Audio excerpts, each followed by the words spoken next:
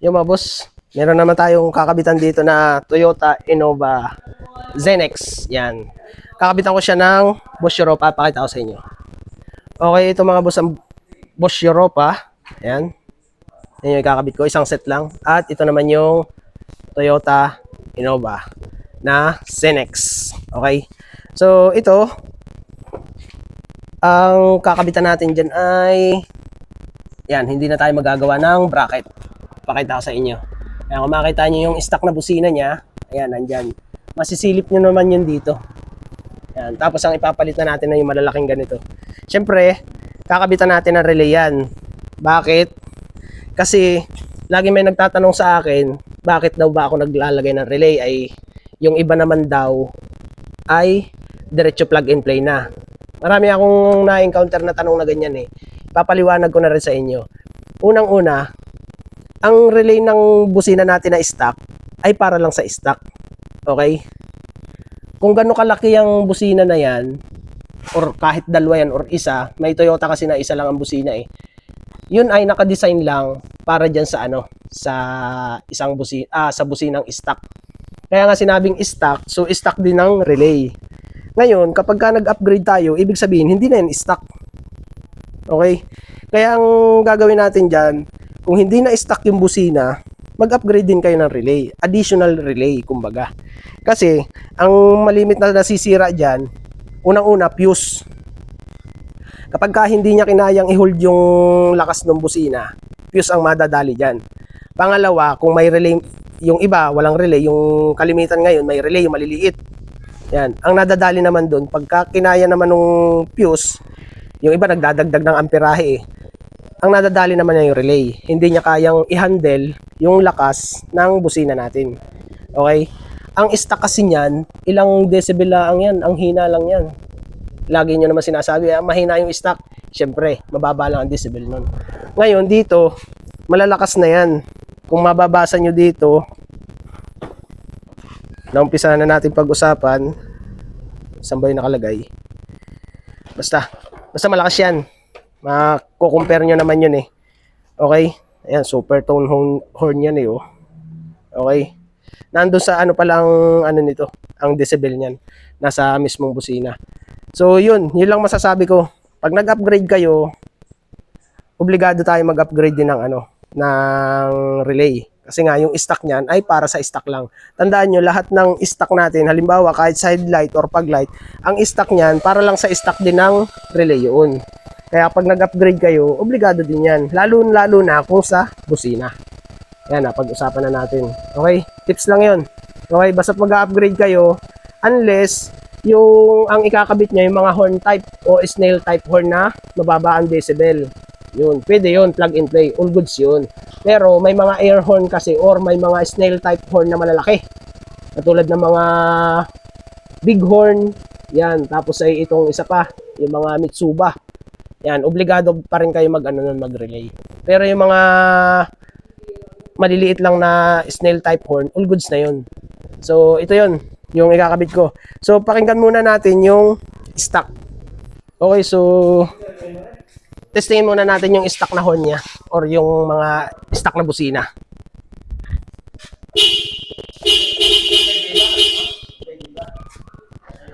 Okay, so yun yung tunog ng stock na busina. Ngayon, mamaya, pagka na-install na natin ito, ipapakinig ko naman sa inyo yung ating Bosch Europa horn. Okay?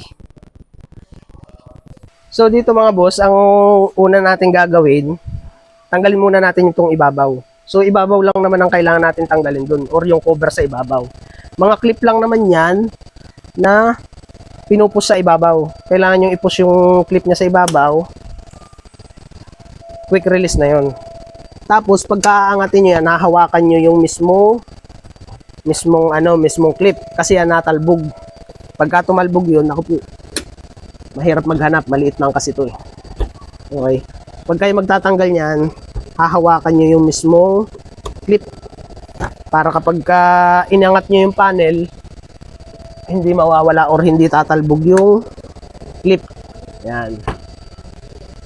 Kaya ako sinasabi dahil nangyari na sa akin yun, malimit. Pero nakikita ko naman. Kasi uunahin nyo yan. Pagka tumalbog yung clip, huwag nyo pakikialaman lahat. Ang uunahin yung makita, pagka tumalbog na sa harap nyo yung clip. Tapos hahanapin nyo kung saan tatalbog or kung saan papatak yung clip nun. Ganun ang technique dun. Or, hahawakan nyo para hindi na magkaganon. Yan. Okay? Yan. So, pagka natanggal nyo na yon, makikita nyo na dito, pakita ko sa inyo. Okay, nakalas ko na mga boss. So, yan lang yun, yung cover ng, ibabaw. Yan. Tapos yung mga clip niya, ito. Yung sabi ko sa inyo, malimit ay tumatalbog kapag hindi nyo hinawakan. Tapos yan, kapag ibabalik nyo na, ipupush nyo lang ito. Igaganon nyo lang. Kailangan umangat yan. Para kapag ipinasok natin doon sa mismong butas niya, saka nyo siya ipupush. Okay? Yun na yung pinakalock niya. Yan. So dito, kakalasin natin yung busina. Tapos yung stock na busina, itutornilyo lang natin dyan sa basta yung pagtutornilyohan para kapag ibinalik na natin sa stock, nandyan pa rin, hindi mawawala. So yan yung stock niya. Diyan na lang din natin ilalagay yung bagong busina o yung Bosch Europa. Yan. Basta yung stock na horn, dito pa rin natin ilalagay sa sasakyan kung hindi naman kailangan gamitin. Okay? So yan, kakalasin ko na muna. Ayan lang yun. Ganyan lang pagkakalas. Tapos ituturo ko din sa inyo kung paano mag-wiring. Kahit na marami na akong kabit na na busina at may mga tutorial wiring na rin yun, tuturo ko pa rin sa inyo dito sa Innova na Zenex kung paano i-wiring ang busina or do sa mga additional na relay. Okay? So yan, kakalasin ko na muna to. Okay, so balik tayo. Kakalasin ko na yung mismong busina. Ito ay lang 12 na socket or 12 na tornilyo. Ayan. Yan lang ang yan. Kalimitan naman sa busina ng mga Toyota, 12 na tornilyo ang yan. Or 12 na open ang kailangan yung gamitin. Ayan. Ganyan lang. Tatanggalin natin itong mismong stock na busina. So, nakinig nyo naman yung mismong stock na tunog at i-compare natin yung upgraded na Bosch Europa horn. Yan. Kapag ganito naman, iingatan nyo rin malaglag yung tornilyo. At kapag nagkaganon, babaklasin yung bumper pagka hindi nyo nakita. Pero dito naman hindi kailangan baklasin yung bumper. Yan.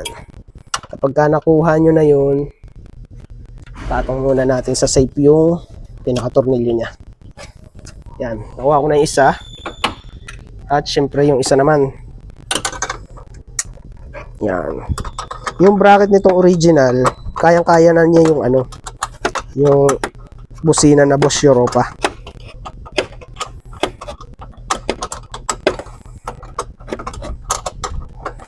Yan, ganyan lang. Okay, so matatanggal ko na yung isang piraso. Tapos yung tornilyo niya ay ilagay muna natin dito sa battery. Yan. So natanggal ko na yung dalawa, pakita ko sa inyo. Okay, so natanggal ko na mga boss yung busina. Ayan. All goods na. So yan yung stock, 2 piraso. Tapos yung bago nating busina na Bosch Europa, dito ko na lang din ilalagay sa pinagkalasan natin ng stock. Yung bracket naman yan, all goods na yan, kaya nang i-handle yung isang set na busina o yung isang piraso.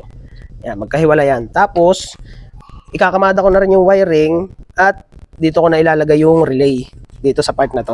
Papakita ko na lang sa inyo kung paano ko gagawin para isang wire na lang ang dadaan papunta dito sa main battery. Okay? Dito na tayo maglalagay ng relay para nakatago yung wirings. Yan. Okay, hindi naman siya kita dito eh.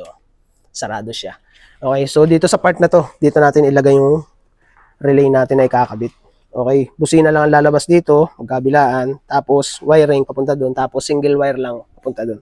Tapos yung natin, yung ground, siguro dito ko na lang ilalagay. Yan, or dito sa ibabaw. Maalin lang dyan, maghahanap na lang tayo. Okay? So yun, kakabit ko na muna o iwawiring ko na muna yung busina para diretso na tayo sa pag-i-installasyon ng wire. Okay? So ipakita ko rin sa inyo kung paano ko iwawiring yun. Okay, ganito gawin natin mga boss. Kuha lang kayo ng wire. 6 meters itong kinuha ko para di baling sobra, wag lang kulang. Yan lagi ang tatandaan nyo. Tapos, syempre, nagpainit na ako ng panghinang. Tapos, buksan na natin to. Itong Bosch Europa. Pakita ko sa inyo kung paano mag wiring. Okay. Ay. Check natin dito. Gawin nating full tutorial para suwabe sa tutor o sa pagtuturo. Yan. Okay, so dito gawin natin diyan ay tanggalin natin dito. Itong bilog na to, tinatanggal ko yan sa ilalim. Yan, ganyan ang technique ko. Ginugupit ko yun. Tapos, tanggalin nyo yung bandang ilalim. Yan. Pilasin nyo na yun. Siyempre, magtatanong kayo, bakit ko tinatanggal yun? Ayun yung, doon nilalagay yung goma. Ito. Pakita ko rin sa inyo. Itong goma na to, ito yung nilalagay dito. Hindi ko ginagawa yun. Kasi naka-experience na rin ako, hindi naman ako. Yung ibang mga installer naglagay ng ganito. Ang nangyari, pinasok ng tubig. Nung pinasok ng tubig, nababad dito sa loob yung tubig. Siyempre, ang nangyari, naputol na yung pinakapuno ng terminal. Okay? So, may issue din siya. Kapag ka pinasok ng tubig, kakalawangin yung terminal, mapuputol. Kaya ang ginagawa ko dyan, ganito. Bukod sa nakahinang, tinutungo ko yan. Parang yung mga terminal baga ng terminal ng Megasonic Roots. Di ba naka-open yung terminal. Yan, ganun ang ginagawa ko dyan. Pero kaibahan lang dito, meron siyang parang bubong. Yan, di ba kinat ko yung ilalim? Yan, nakatungo siyang ganyan. Kaya kapag ka isinabit ko siya sa bracket or sa pagkakabitan ko, yung natitira niyang cover, kung mapatakan man ng tubig, hindi siya direktang tatama doon sa terminal. Okay? Bukod doon, kung masalwakan man ng tubig siya o matilamsi ka ng tubig, magdi-drain out agad kasi nga, pinutol ko na yung ilalim niya. Okay? So, yun. Ganun lang. Okay, so, balik ulit tayo. Ngayon, ihinang na natin yan. Kuha lang tayo ng panghinang. Ilagay na natin yan dyan. Kailangan mainit na mainit yung panghinang natin para tunaw na tunaw yung pinakatingga. Yan. Okay. So, ngayon, ipupurma natin yan doon sa unahan. So, nakaharap sa akin yung ating sasakyan. So, nakaganito yan. So, pag nakaganito yan, ito yung harapan ng sasakyan, dito ako magpapalinya ng wire. Okay? So, nakaganyan yan oh. So, ang battery natin, andito sa left side. Yan. Kaya ang forma ng wire natin, mag-uumpisa tayo dito sa kanan, dito sa kanan ko, tapos papunta doon. Okay? So, ganito gawin natin. Iyabang ko lang sa inyo yung wire stripper ko. Inko. Okay, all goods.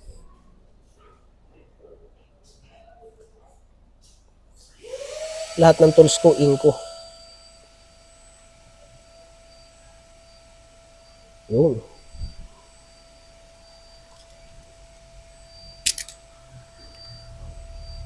Tapos, ihinang na natin yan. Yan. Kailangan mainit na mainit yung panghinang para lutong-luto. Yan o. Tapos yan, tatantyahin nyo naman kung gaano kalayo yung pagsasabitan natin ng busina. Okay? So, titape na natin yan. Lagyan ko na ng tape. Kuha lang tayong tape. Lagyan ko ng electrical tape. Para balot na balot siya. Susukatin lang natin yan kung gaano kalayo yung clearance ng dalawang busina. Okay? Ganun lang yun. Pero, kung halimbawa naman, alanganin kayo, hindi nyo matansya, kunin nyo yung mismong busina, itatapat natin. Yan, katulad niya, sumakto na yung aking wiring, pero mag-allowance pa ako ng kahit kaunti. Yan. So, all goods na itong clearance ko ng haba ng wire. Yan, ganyan. Tapos kasunod nun, ano na ulit tayo. Magwa-wire strip na ulit tayo. Yan. Isa lang muna. Yan naman, walang polarity mga boss. Walang polarity yan. Kaya, kahit alin yung pag ilagay yung wire dyan, walang kaso yun. Basta't mga Bosch Europa, Megasonic roots, mapwera lang sa mga air type na horn. Air horn kung tawagin. Pag mga air type horn, may mga polarity yun, negative, positive. Yan. Isa lang muna ang tinalupan ko na wire para matansya ko mamaya kapag ikakabit ko na doon sa kabilang terminal. Yan. Kapag ganoon, pwede mo na ulit i-splice yung isa. Yan. Ginamit ko na yung cutter wire para matansya ko kung gano kalayo yung tatalupan ko. Yan. Binakatan ko lang or tinandaan ko lang yung pagtatalupan ko ng wire. Yan. Kapag natalupan nyo na yun, pwede nyo nang ihinang ulit dun sa kabilang terminal. Okay, so yan, ganyan. Tapos dito, pwede mo na siyang tapean. Yan, kasi okay na yan eh. Pakita ko lang sa inyo. Okay, so ayan, naihinang ko na. Ayan, ganyan ang style niyan. Okay, so walang polarity yan kahit alin yan. So inuna ko dito sa bandang kanan ko kasi ito yung ito yung nandun yung battery eh. So sa bandang kanan tayo mag-uumpisa ng wire para yung mula do sa isang busina papunta dito sa kaliwa, tapos diretso sa relay, tapos diretso na sa battery. Okay? So ayun, ganito ang pwesto niyan. Tapos mag-iiwan tayo ng single wire dito para dun sa sa may terminal nung stock na busina. Papakita ko rin sa inyo. Okay, balik ulit tayo. Tapos yan, tansyahin natin kung hanggang saan tayo maglalagay ng relay. So dito, tinansya ko hanggang dito yung relay ko na gagamitin. So pinutol ko na yan, maalin lang yun. Tapos yan, dito sa pinutol kong wire, kung makikita nyo, ito yung maigsi at ito yung mahaba. Hindi ko pa pinuputol yung dulo niyan. Lagi niyong tandaan, huwag niyong puputulin yung dulo. Tapos dito, itong mahabang wire, ito yung lalagyan ko ng label na negative. Yan. Pero ito, i-adjust ko pa mamaya to. Yan. Tapos dito, so yung magkasamang wire na ganyan, may label na tayo dyan. So ito, positive na papunta dun sa busina. Ito yung itatap natin sa 87. Ito naman, tatap natin sa number 85 ng relay at diretso sa body ground. Okay? Tapos yung kabilang dulo, dahil hindi ko pa nga pinuputol yan, ito naman yung gagamitin natin dun sa number 86 ng relay o itatap natin dun sa stock na socket ng busina. Ang gagawin ko dyan, mag-splice lang ako ng wire pag ganyan para lumapad. Pag lumapad na yan, yan yung gagamitin natin para bagang plug and play socket o plug and play na terminal. Papakita ko sa inyo mamaya kung paano. So hihinangan ko na yan ng ganyan, palapad na ganyan. Palapadin nyo yung mismong wire para maganda ang tama ng paghinang. Ayan, hinangan nyo maganda. Kailangan palapad.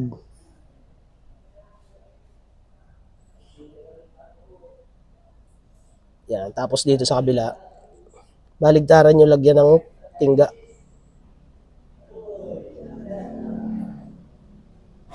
Yan, ganyan lang.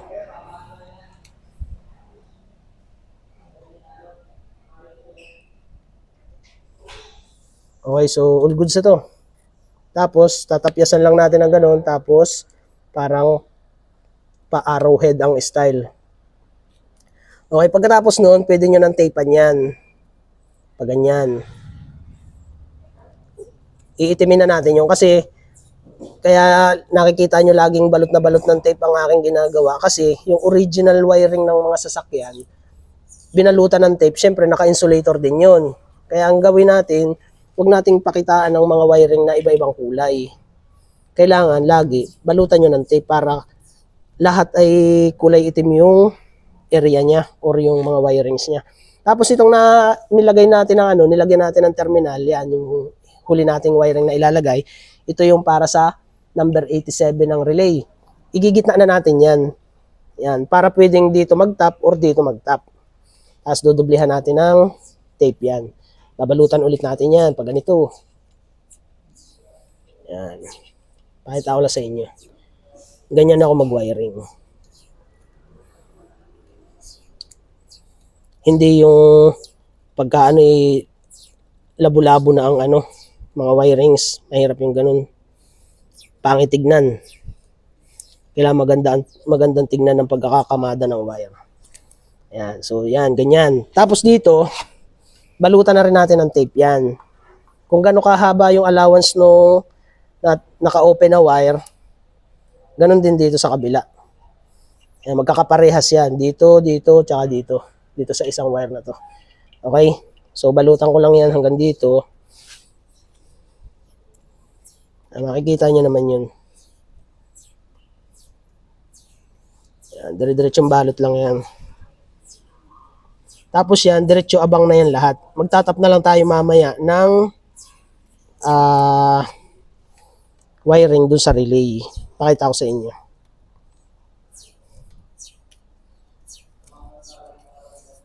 Okay, so hindi ko na muna isinagad. Papakita ko sa inyo. Okay, so ayan. Pakita ko lang sa inyo. Okay, so nabalutan ko na lahat mga boss. So dito, gaya nga nung una kong ginawa, hinang dito, tapos diretso dito. Ayan. So magkasama yun. Kung alin yung yung single wire, halimbawa ito, pwede nyong itapat yan dito sa isang wire na to o sa isang terminal. Or dito sa left side din na terminal. Pwedeng ganun. Pero sabi ko nga, walang polarity yan. Kahit alin yung madampot yung wire dyan, pwede nyong itap dyan or dito or dito. Maalin lang yun. Pwedeng ang magkatapat niya ay ito at saka itong magkabilang dulo. Pwedeng ito, tsaka ito. Walang kaso yun. Okay, dito naman tayo sa iniwang kong wire. Yan. Ito na yun mga boss. So dito, yung magkasamang wire na to, yan. Ito yung sa 85 ground, 87 output ng relay, papunta na dun sa mismong busina. Tapos itong nakahiwalay nito, ito yung number 86 sa switch. Ito na nga yun na isasaksak natin dun sa stock na busina. Ayan. Tapos itong mga wire na to, hindi ko pa rin pinuputol yan. At para sumakto pa rin ang padaloy natin ng wire papunta dun sa positive ng battery. Okay? So dito sa ground, magbabody ground na lang tayo dito. Pakita ko na lang sa inyo mamaya. Okay? So ilalagay ko na yan dun sa sasakyan. Isasabit ko na dun sa mismong bracket nung sasakyan. Dun sa dating pinaglagyan ng stock na busina. Okay? So ilalagay ko na muna to. Okay, so ikakabit ko na yung busina mga boss. Ganito lang. Kahit mag-isa lang kayo, kayang-kaya yan. Unahin muna natin dito sa part dito sa left side. Yan, makikita nyo naman yun. Ipailalim nyo dun sa release ng ating itong pan-release dito ng hood. Tapos kunin natin yung mga tornilyo, yung dalawa. Lagay muna natin dito yung isa. Tapos isabit na natin itong isang busina. Yan, madali lang naman magkabit nito. Hindi kayo mahihirapan. Tapos yan, kapag ka naikabit nyo na yung mismong tornilyo, na i-thread nyo na, huwag nyo munang hihigpitan. Iano nyo lang, basta yung nakatornilyo lang siya. Pwede nyo parang iiwas-iwas or igalaw-galaw yung pinakabusina. Tapos, dito naman sa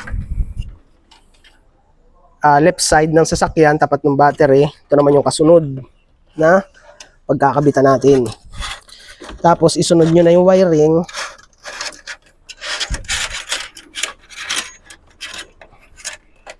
Yan. Para tumawid dito. Tapos kunin nyo yung tornilyo at ilagay nyo na din dito sa natin. Ite-thread na ulit natin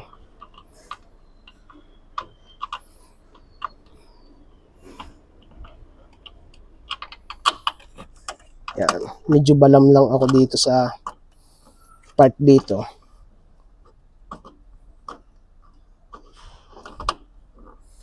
Yan. Medyo pasensyahin lang ng kaunti. Diyan mo lang. Ilagay mo lang muna dun sa iyo.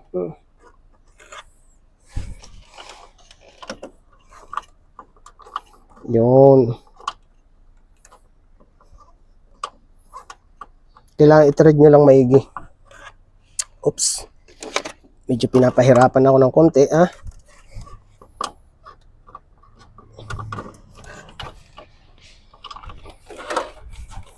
Kaliwain natin. Dito tayo pumesto at naduduulan ako doon sa pwesto ko kanina. O, di ba? Saglit lang. Hahanap lang kayo ng pwesto na maalaalwanan kayo or hindi kayo mahirapan. Kapag ka nahihirapan kayo doon sa pwesto na yun, huwag niyong pilitin. Kasi nga, nahihirapan kayo eh. Kapag ka ganun, kapag ka kayo ay nagigipit na, lipat ng pwesto. Huwag niyo ipilit ang sarili niyo doon sa kayo ay nahihirapan. Kapag ka kayo ay nahihirapan na, pakawalan niyo na. Palayain niyo na. Phew! Hugot. Yan. Tapos ihigpit niyo lang yan ng kaunti. Yung tipong makakagalaw pa yung busina. Para pwede niyo siyang galawin na ganun. Kasi maglilinya pa naman tayo ng wire eh. Para pwede nating i-adjust. So ngayon, all goods na ito. Itatawid na. Aray ko, lamok. Yan. Dito, meron siyang para bagang daanan ng wire talaga. Doon natin idadaan yun sa ilalim. Para mas malinis yung kamada ng wire natin. Yung all goods. Tapos, syempre, yung kamada natin ng wire, sakto pa rin pala. All goods na ito. Okay? So, yun. Pakita ko lang sa inyo.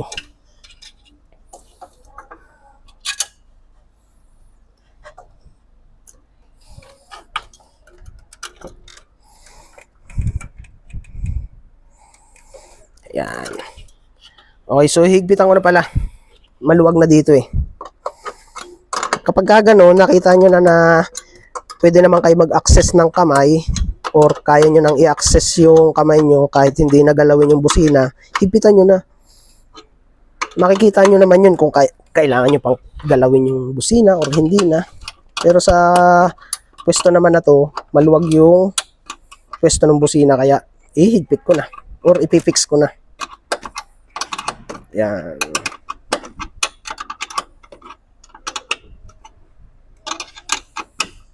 Okay. Higpit pa natin. All goods. Yan. Okay, so ipifix ko lang yung tape nito, yung pagkaka-tape. Iaayos ko lang.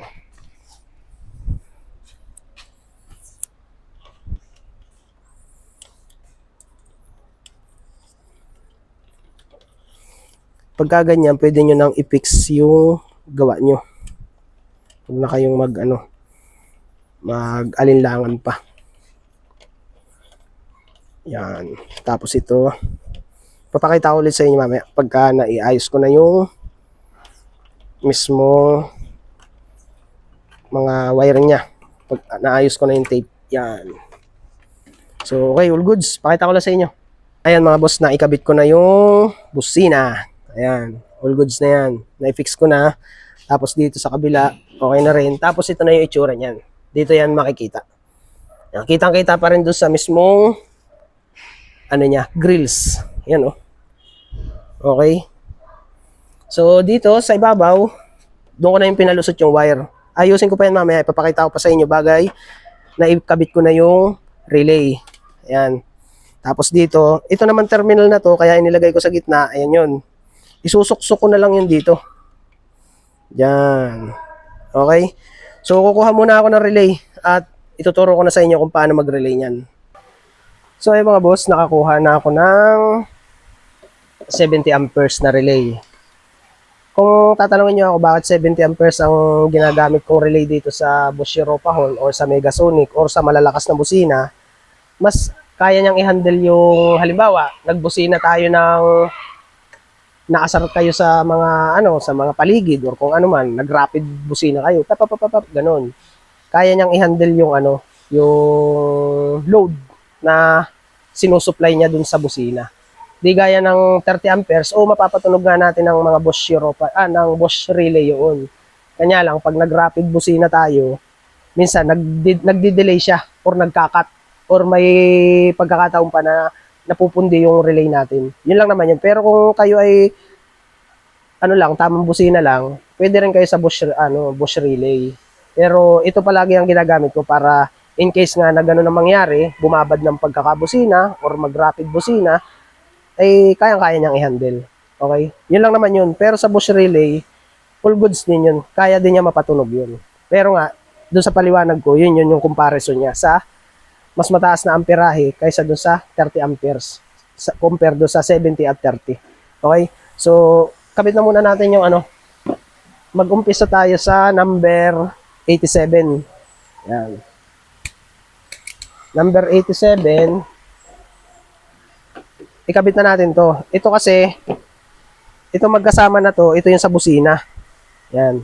So, yung may balot na tape, ito yung ground, number 85, at ito yung putol na wire, number 87. Ano na natin yan. Ganda ng aking wire scraper, ano? Hindi na mahirapan yung daliri ko. Okay, so number 87, dito sa wire na to na putol na wire, tap na natin yung number 87. Yan. Okay. So, lahat yan may label na ako dyan. Alam ko na yung mga itatap ko. Tapos, syempre, pagka na-itap na natin, tape na agad tayo dyan. Para dire-diretso ang, dire-diretso ang install. Yan. 4 na wire lang naman to. Basic na basic. Yan. Kapag ka na-tape na natin yung number 87, na na-itap natin, all goods na yan. Tapos, sunod na natin dito, number 86. Yan, ito number 86. Ito yung switch.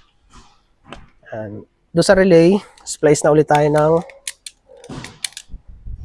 wire. Tapos isusukat natin to. Ito yung number 86, yung nakahiwalay. Ayan o. Ito yung nakahiwalay. Yan. Ito yung sa busina, tapos ito yung nakahiwalay. Ayan o, may balot siya.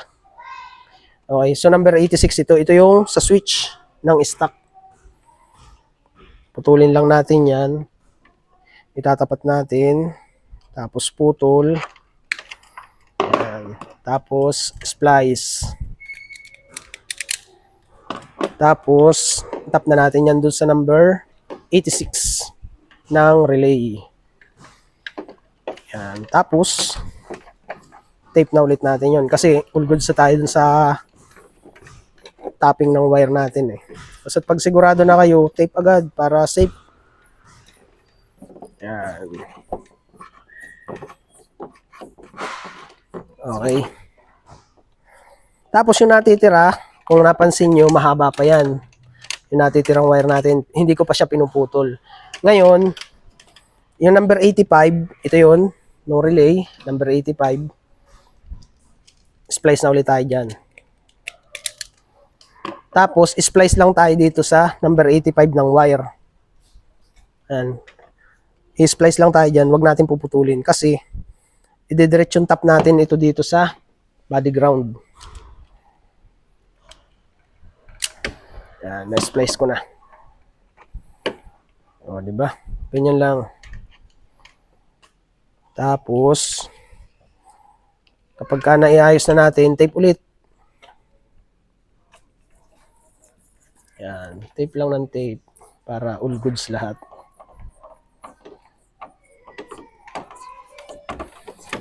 Yan. So kapag ka na-itap na natin itong number 85, itap na rin natin yung kabilang dulo nung number 30.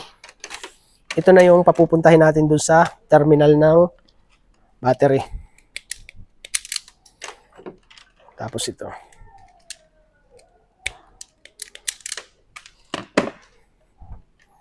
Okay.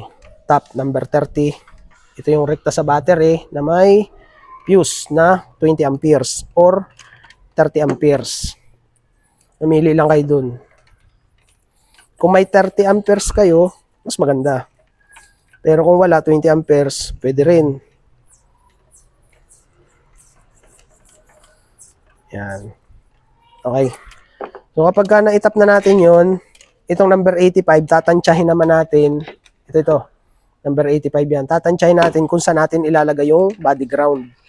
So hanapan ko lang ito dito ng pwesto na kung saan ko pwedeng ilagay. So nakakuha na ako ganito kahaba, kalahating metro. Puputulin ko na yan. All goods. Tapos mag-aano na ako, magtatap na ako ng terminal na bilog. Ganyan naman ako maglagay ng terminal na bilog. Ayan. Nakita nyo? Itinira ko lang yung kapirasong wire. Ito. Tapos tupiin nyo. Ayan. Paganyan. Tapos yung natupi nating dalawang magkasagpong na open wire, ilalagay na natin ito dito. Paganyan. Ayan o. Dito natin unang tutupiin yung terminal. Yung pinakalak niya. Ayan.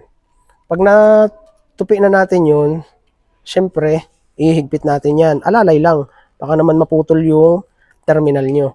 Ayan. Kapag ka na-lock na natin yun, o napiga na natin, ibabaluktot naman natin yan. Ayan.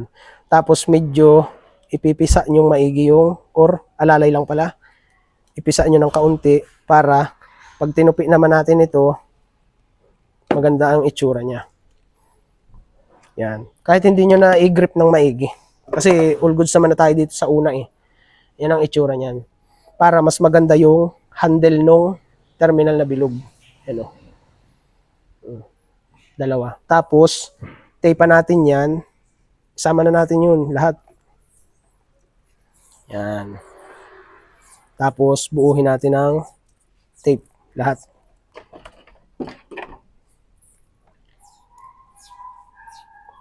Yan, diretso lang.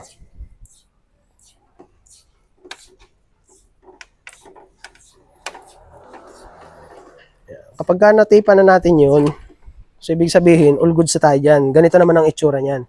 Itataas nyo siya ng pwesto ng paganyan. Ayan o. Tapos itong nasa baba, syempre sa baba na natin yan ipupwesto kasi sa ilalim na tayo maglilinya niyan. Pababa. Okay? So mula dito, dahil okay na yan, ito yung number 30. Ayan yung nakatayo. Ayan, nakatayo. Ayan, tatlo yung nakatayo eh. Ayan, patayo lahat yan, tatlo. So ito, 85. Ito yung tapat ng 30. Ayan. Itatapat nyo lagi sa inyo yung 30. Tapos 85 kaliwa, 86 kanan. Ito yung switch, ito yung ground. Tapos yung kabila, number 87. Ayun o. So itong number 30, ililinya ko na yan papunta sa battery. So dito, tape na natin yan pa ganyan. Pag magte-tape kayo mga boss, huwag nyo isasagad dito. Yung iba kasi sinasagad dito. Wag na wag. Para hindi napipiga yung mga wire niya. Yan. Para may allowance pa rin. Kumbaga, kapag gumalaw, all goods pa rin siya. Yung iba kasi tinitipan sagad hanggang dito. Ang nangyayari, pagka nag-grip na nung napiga na nung tape, hinihila niya. Ang nangyayari, naglulus yung terminal niya sa loob. Okay? Huwag niyong gagawin yun. Kailangan may allowance kahit mga 2 inches. Yan. Tapos, tape na tayo ulit niyan. Tapos, pagdating dito, ihiwalay lang natin ganyan. Tapos, yun, dire-diretso na. Yan, titipan na natin. Okay, nabalutan ko na lahat mga boss. So, ayan. Mahaba pa yan. Hindi ko pa rin pinuputol mga boss yan ha. Tapos dito yung relay natin. Ayan. Ito na yung ground. Tapos ito na. Tapos ito babalutan ko pa ng tape yan. Para lahat ay black. Kasi pansinin nyo, yung original niya balot ng tape. Ito balot din ng tape. Lahat yan balot ng tape. Kaya kung magwawiring kayo at lahat ay nakabuyang-yang yung wire, walang balot ng tape, ang pangit naman. Kaya mas maganda niyan, balutan nyo ng tape. Ayan. So pupunuin ko ng tape yan. Tapos dito ko na lang ilalagay yan. Dito sa may part dito. Papakita ko lang sa inyo mamaya. Tapos yung ground niya, dito ko na lang ilalagay. Okay? All goods din yan. Yan o. Pwedeng dito, pwedeng dito. Mas madali dito sa ibabaw. Okay? Kasi cover naman yan nung ano, may cover naman siya eh. Okay, so ililinya ko na lang yun, tapos ililinya ko dito yung wire, tapos diretso dito sa iaabay ko dito. Yan, dito. Yan, iaabay ko dun sa cable no nito. Yan, sa ilalim. Tapos papunta doon, paikot dito sa diretso sa positive. Okay, so ililinya ko na muna at ilalagay ko yung battery or negative terminal nung relay natin. Okay, so ikakamada ko na muna to. Yan na yun. Okay, tapos na mga boss. Ito na yung ating relay, 70 amperes. Diyan ko na nilagay. Ground, yan. Tapos yung sobrang wire, medyo parang ginawa kong spring type. Tapos yung stock na busina, dito ko na nilagay. Yung tornilyuhan kasi sa ilalim, yung pag pinagkabitan ng stock na busina, doon ko na nilagay yung bagong busina natin na Bosch Europa. Tapos dito pala, merong tornilyuhan. So nag-provide lang ako ng 12 na tornilyo. Diyan ko na nilagay yung stock. Yan, andito rin yung stock. Tapos yung wirings natin, gaya nga ng sabi ko, iniabay ko dito sa cable ng hood. Yan, nasa ilalim. Tapos yan, diretso dito, tapos dito. Tapos ito na yung fuse. Nilagyan ko to ng fuse na 20 amperes. Okay, so ibabalik ko na muna to, yung cover para ma-testing na. Ito na yung itsura niyan mga boss. Okay, so titestingin ko na muna, ibabalik ko na muna to. Okay, ibabalik ko na muna yung cover.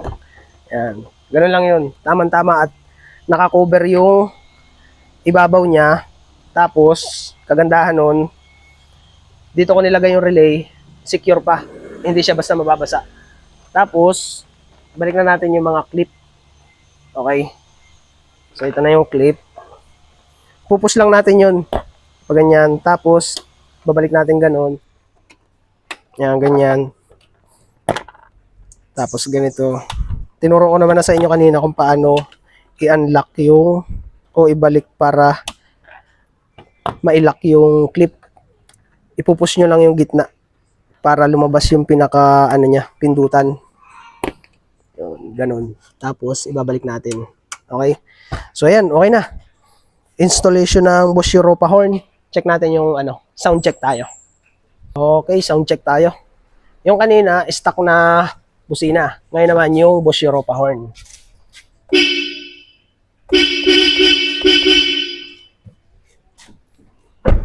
Okay.